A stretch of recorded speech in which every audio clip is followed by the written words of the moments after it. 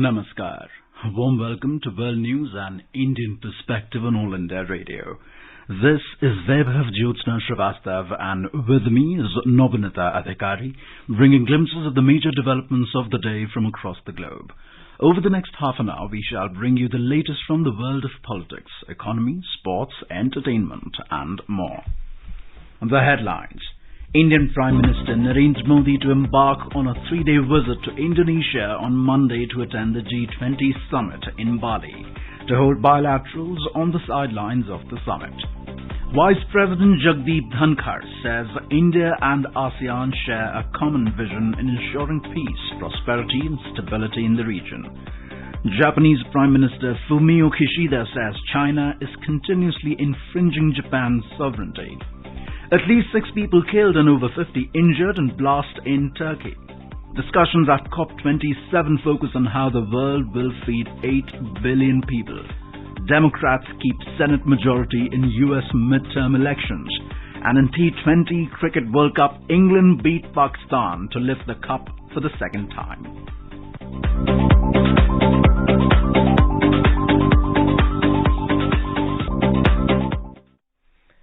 Indian Prime Minister Narendra Modi will be on a 3-day visit to Indonesia from Monday to attend the 17th G20 summit in Bali.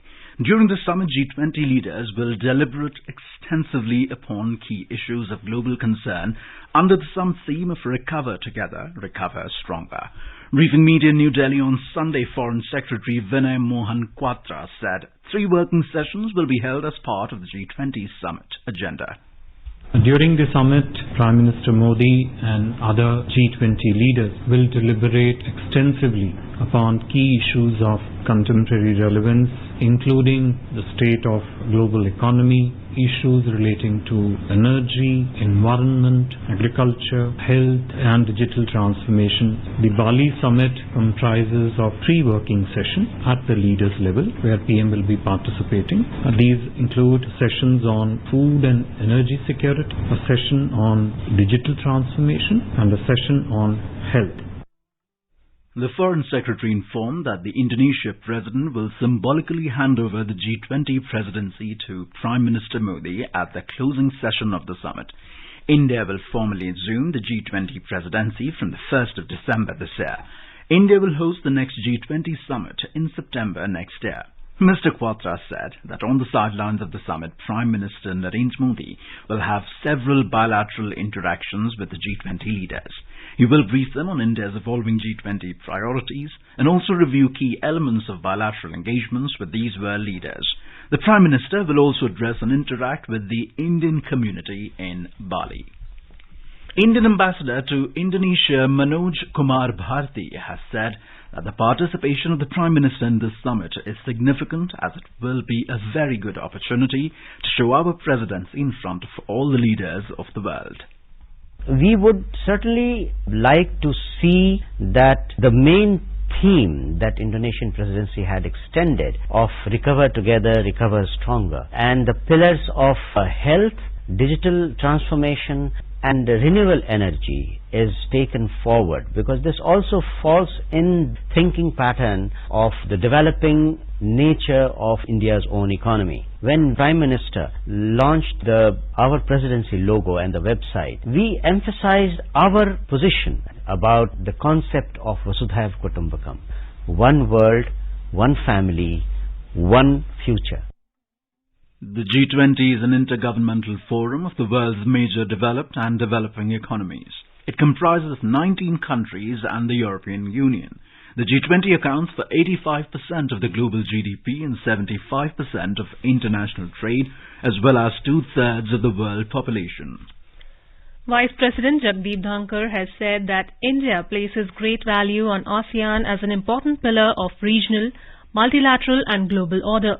Addressing the 19th ASEAN-India Summit in Phnom Penh, Cambodia on Saturday, Mr. Dhankar said India supports the centrality of ASEAN in the evolving architecture in Indo-Pacific. He said India and ASEAN share a common vision in ensuring peace, prosperity and stability in the region.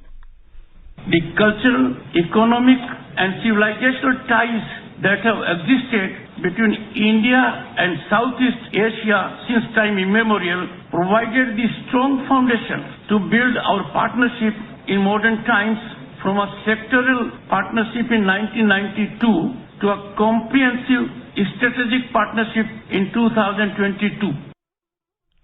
India and ASEAN have reaffirmed the importance of maintaining and promoting peace, stability, maritime safety, freedom of navigation and overflight in the Indo-Pacific region. In a joint statement, India and ASEAN also reaffirmed their commitment to peaceful resolution of disputes in accordance with international law, including United Nations Convention on the Law of the Sea. They called for establishing a comprehensive strategic partnership and enhancing cooperation against terrorism. The ASEAN states appreciated India's support for ASEAN centrality in the evolving regional architecture and its continued contribution to regional peace, security and prosperity, and to ASEAN integration and the ASEAN community building process. India and ASEAN also agreed to enhance cooperation against terrorism and transnational crimes. India's External Affairs Minister Dr. S. Jaishankar met United Nations Secretary General Antonio Guterres on the sidelines of the 19th ASEAN Summit at Phnom Penh in Cambodia on Saturday. Dr. Jaishankar tweeted about a warm conversation with Mr. Guterres at the end of the ASEAN Gala dinner. The Indian minister also met U.S. Secretary of State Antony Blinken, the Deputy Prime Minister of Thailand, and Foreign Minister Don Pramudwinai on this occasion. He said they discussed shared regional concerns and the strengthening partnership with ASEAN. An Indian media delegation on a visit to Singapore and Cambodia under the ASEAN-India Media Exchange Program called on the Cambodian Minister of Information, Mr. Hugh Kanharit, in Phnom Penh today. On the concluding day of the visit, the delegation shared their experiences about the media exchange program with him. Mr. Kanharit apprised the delegation of the civilizational links between the two countries.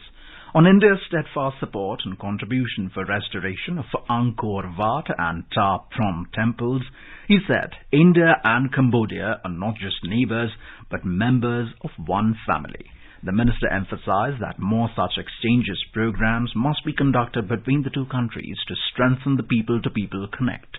The delegation also asked him about the possibility of starting a direct flight between Phnom Penh and New Delhi.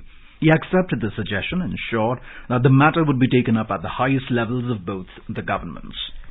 In today's Hotspot section, we bring you a commentary on the topic of Malabar Exercise, Enduring Cooperation in the Indo-Pacific. The writer is Dr. Titli Basu, analyst on East and Southeast Asia. It has been read by Reshma Tiwari. The Malabar Exercise 2022 is underway at Yokosuka, Japan. It began on November 8 and is expected to be completed on November 15. The 2022 edition marks 3 decades of Malabar Exercise, which essentially started as an India-US affair in 1992. This time, the Japan Maritime Self-Defense Force JMSDF hosted the 4 chiefs of navies from India, Australia, Japan and the US for a meeting commemorating the 30th anniversary of Malabar Exercise.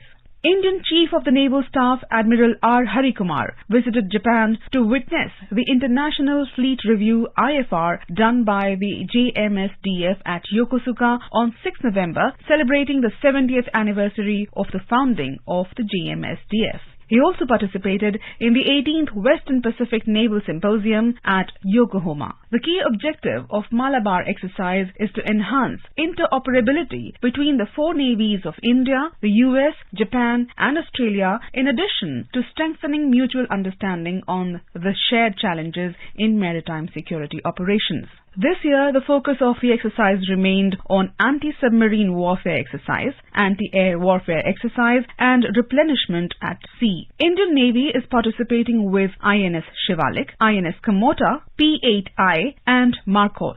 It has been argued that participating with India's indigenously built ships presents an opportunity to demonstrate the shipbuilding capabilities of Indian shipyards internationally. Last year, Malabar Exercise was conducted in 2 phases. The first phase of the exercise was held in the Philippine Sea in August, and the second phase was from October 12 to 15 in the Bay of Bengal. Following its inception in 1992, the Malabar exercise was suspended for some years. Later, the exercise resumed in 2002 after the September 2001 terrorist attack in the US. Over the decades, the annual naval exercise extended its scope of cooperation. The September 2007 Malabar exercise was of a different dimension since other countries including Singapore, Australia and Japan took part. The 2007 edition of the exercise was conducted off the Japanese island of Okinawa, marking a departure from the earlier editions which confined to the Indian Ocean. However, following China's strong reservations in 2007, Australia withdrew from further participation. But subsequently, with changing geopolitics, Malabar exercise expanded its scope and incorporated Japan as a permanent member in 2015, and later in 2020, Australia also joined the exercise. Drawing from the deep strategic trust in the bilateral relations, New Delhi has concluded logistics agreements with all its Malabar partners, the US, Australia and Japan, which goes a long way in enabling reciprocal usage of logistics facilities and services and helping with the replenishment of fuel, rations and berthing and maintenance of ships and aircraft during port calls, joint exercises and humanitarian assistance and disaster relief operations. It contributes in supporting Indian Navy to sustain continual presence in the Indo-Pacific.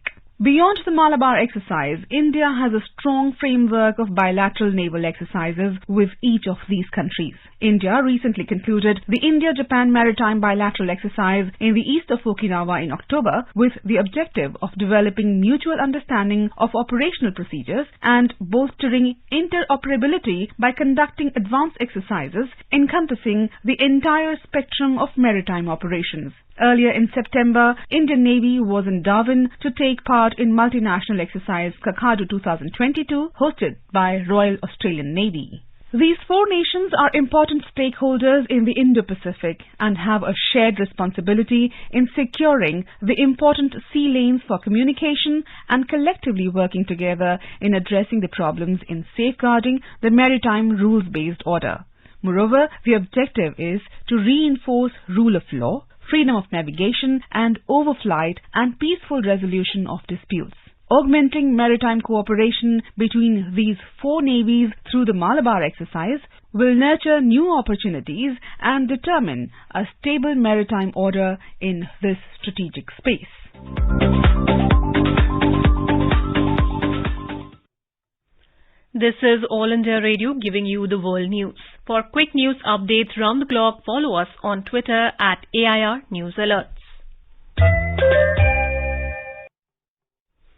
Army Chief General Manoj Pandey has embarked on a 4-day visit to France. During his stay, he will be meeting his counterparts and senior military leadership of France to enhance defense cooperation between both the nations. The Army Chief will be laying the wreath at New Chapelle Indian Memorial, which commemorates the sacrifices of 4,742 Indian soldiers during the First World War.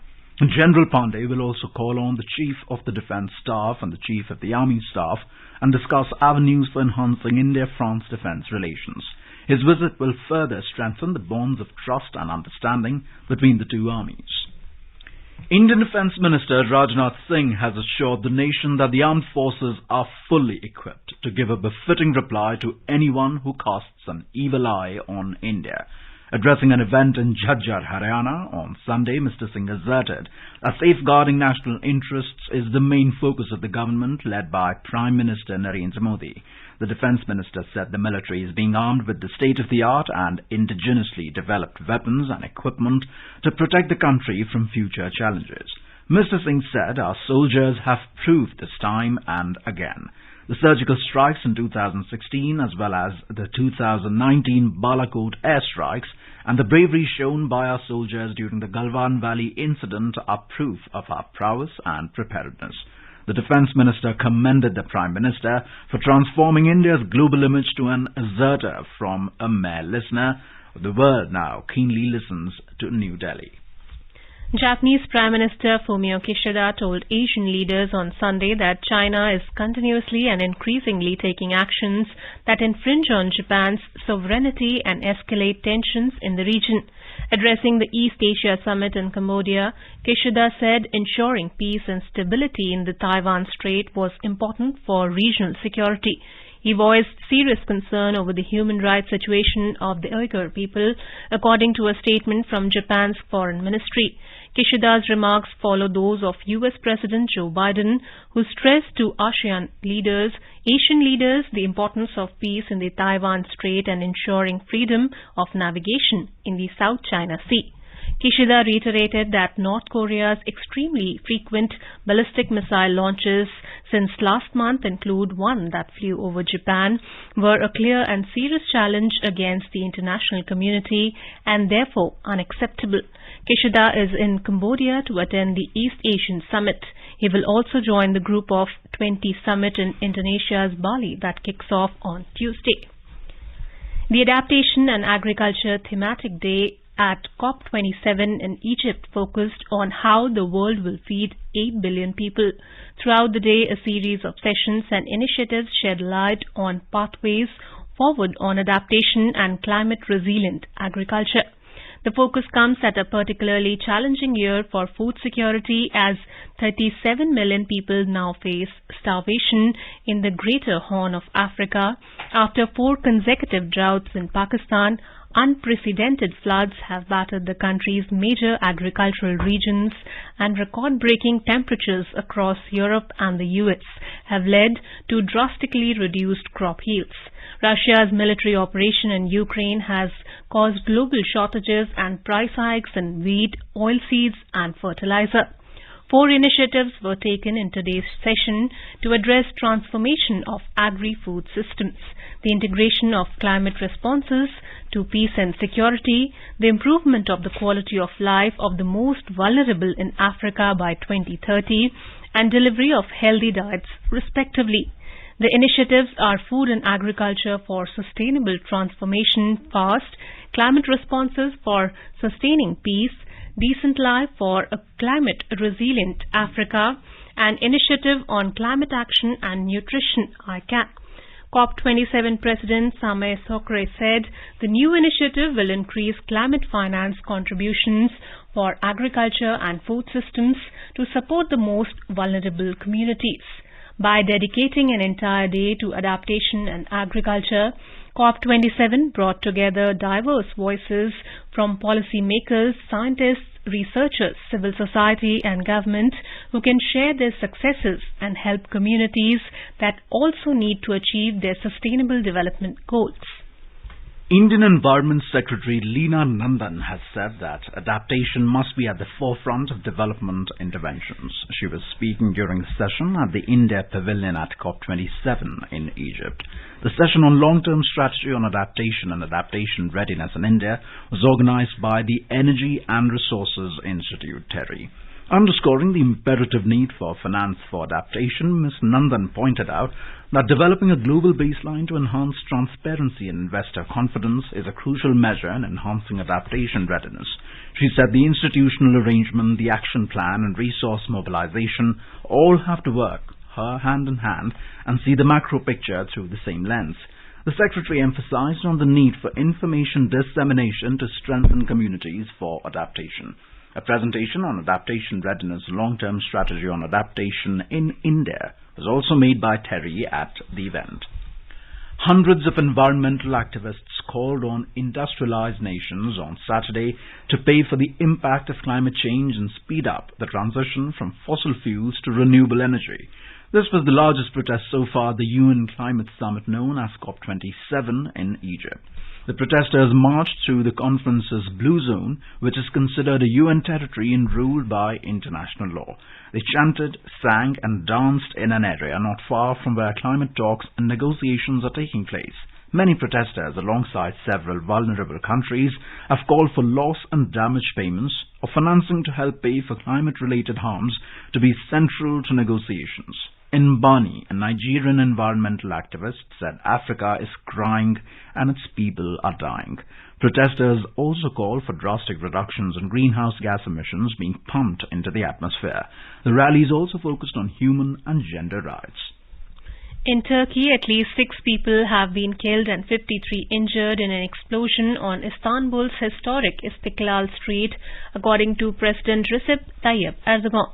The blast occurred around 4:20 p.m. local time in the Beyoğlu district on Sunday. The avenue is a crowded thoroughfare, popular with tourists and locals, lined by shops and restaurants. President Erdogan said that Turkey will not bow down to terrorism and it will identify all those responsible for the attack. Earlier, Istanbul Governor Ali Yerlikaya said on Twitter that the injured are currently being treated. Footage showed ambulances, fire trucks and police at the scene. Police teams took security measures in the area where the explosion happened. Social media users said shops were shuttered and the avenue closed down. The Istanbul Chief Public Prosecutor's Office launched an investigation into the explosion. India has conveyed its deepest condolences to the government and people of Turkey on the tragic loss of lives in the blast that took place in Istanbul on Sunday. In a tweet, External Affairs Ministry spokesperson Arindam Bagchi also expressed sympathy with those who sustained injuries and wished them a speedy recovery. In the United States, 6 people were dead after 2 vintage military planes collided mid-air on Saturday and crashed in flames. The crash occurred before crowds who came to see the stunt flying at a World War II commemorative air show in Dallas, officials said on Sunday. No one on the ground was hurt and no names of the victims were released. Judge Clay Jenkins, the chief elected official in the Texas country, said that authorities will continue working on the investigation and identification of the deceased.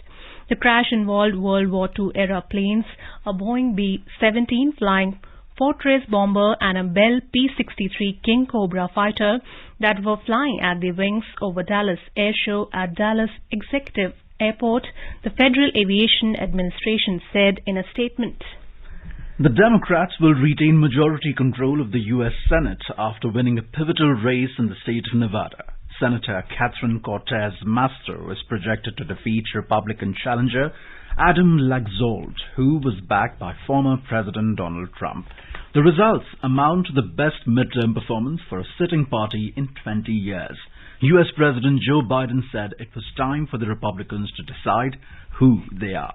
Democratic Senate Majority Leader Chuck Schumer said the results showed the American people had rejected what he called the violent rhetoric of the Republican Party. The Democrats will now have 50 Senate seats, with Republicans currently on 49. The remaining seat, Georgia, is going to a runoff in December. In the event of the Senate being divided equally between the two parties, Vice President Kamala Harris has the casting vote. The Republicans could still take control of the U.S. House of Representatives as votes continue to be tallied from a handful of districts after Tuesday's elections. If the Republicans win the House, they could still thwart much of Mr. Biden's agenda. As of now, the Republicans have 211 seats, while the Democrats have 204 in the House of Representatives. As many as 218 seats are needed for a party to have a majority in the 435-member House of Representatives. The 41st edition of India International Trade Fair will be held at Pragati Maidan in New Delhi from Monday. Commerce and Industry Minister Piyush Goyal will inaugurate the fair, which will continue till 27th of November. This year, the theme of the trade fair is Vocal for Local, Local to Global. The 14-day mega event assumes a special significance as it coincides with celebrations of Azadi Ka Amrit Mahotsav. An Iranian man who lived in a Paris airport for 18 years has died. Caught in a diplomatic limbo, Mehran Karimi Nasseri made a small area of Roissy Charles de Gaulle Airport his home in 1988. His experience inspired the 2004 film The Terminal, starring Tom Hanks and Catherine Zeta-Jones. Mr. Nasseri was eventually given the right to live in France, but he ended up returning to the airport a few weeks ago, where he died of natural causes on Saturday. Born in 1945 in the Iranian province of Khuzestan, Mr. Nasseri first flew to Europe in search of his mother. He spent some years living in Belgium, having been expelled from countries including the United Kingdom, the Netherlands and Germany for not having the current immigration documents. He then went to France, where he made the airport's 2F terminal his home. Naseeri spent his days writing about his life and reading books and newspapers. In the T20 World Cup cricket, England created history by winning their second T20 World Cup title, defeating Pakistan by 5 wickets at the Melbourne Cricket Ground on Sunday. Led by Ben Stokes with the bat and Sam Curran with the ball, England overcame a staunch Pakistan challenge to win the World Cup. They are now the only side who are the defending ODI and T20 World Cup champions. England chased down the low-key target of 138 with an over to spare after opener Josh Buttler set the tempo with a 17-ball 26-run. Ben Stokes steered the innings to a grand finish with an unbeaten 52 runs. For Pakistan, Haris Rauf scored 2 wickets while Shaheen Afridi, Mohammad Wasim and Shadab Khan took 1 each. Sam Curran was named player of the match as well as the player of the series. Early England won the toss and decided to bowl first. Pakistan made 137 in the stipulated 20 overs, losing 8 wickets.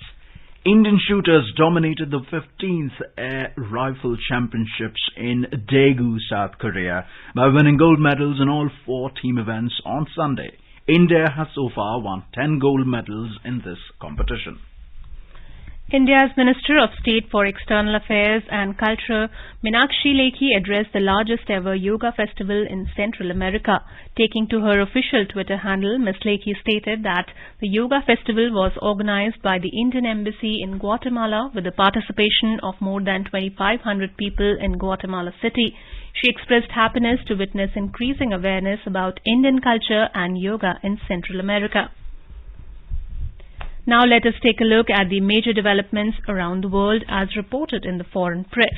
The Financial Times reports that the mortgage time bomb ticking beneath Poland's banks. The Guardian reports that Ethiopian rival agree on humanitarian access for war-ravaged Tigray. Sunday Times writes, Remembrance Sunday, King leads service for first time as monarch. The Wall Street Journal reports Kyiv power cuts bring cold food, scheduled vacuuming, struggling businesses. The Washington Post in an inclusive report says U.S. intelligence report says key Gulf ally meddled in American politics. Japan Times reports that Kishida criticizes China for increased incursions around Senkakus. Le Monde reports that Presidents Biden and Xi will meet to lower tensions. And now a quick look at the headlines once again. Indian Prime Minister Narendra Modi to embark on a 3-day visit to Indonesia on Monday to attend the G20 summit in Bali, to hold bilaterals on the sidelines of the summit. Vice President Jagdeep Dhankar says India and ASEAN share a common vision in ensuring peace, prosperity and stability in the region. Japanese Prime Minister Fumio Kishida says China is continuously infringing Japan's sovereignty. At least 6 people killed and over 50 injured in blast in Turkey. Discussions at COP27 focus on how the world will feed 8 billion people. Democrats keep Senate majority in US midterm elections. And in T20 Cricket World Cup, England beat Pakistan to lift the cup for the second time. And now, before we end, let us listen to Mahatma Gandhi's favorite bhajan, Vaishnav Jan, by artists from Nepal.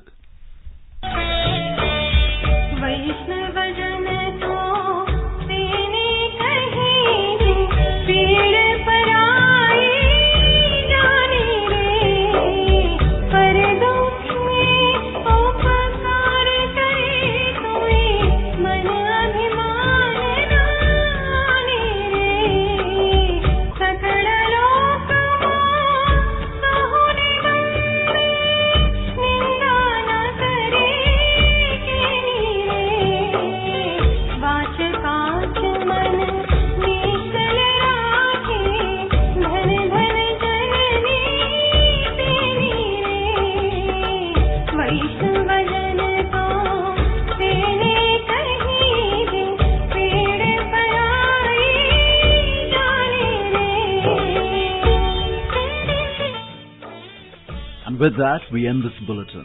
We'll be back at the same time tomorrow with the next edition of World News.